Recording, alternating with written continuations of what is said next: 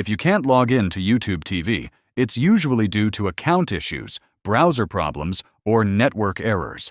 Here's a simple step-by-step guide to fix YouTube TV login problems quickly. Step 1. Check your Google account. YouTube TV uses your Google login. Make sure you're using the correct email and password. Visit accounts.google.com and try signing in there first. Step 2. Restart the app or browser. Close the YouTube TV app completely and reopen it. On computers, refresh the page or try a different browser. Step 3. Clear cache and cookies. This fixes many login glitches. Step 4.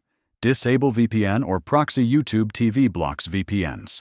If you're using one, turn it off and try logging in again. Step 5. Update the app. Outdated versions cause login failures. Step 6. Check account restrictions. If your subscription is paused, canceled, or your payment failed, you may not be able to access YouTube TV. Go to tv.youtube.com, Profile Settings, Billing to check. If this solved your issue, hit like and subscribe for more quick YouTube TV fixes.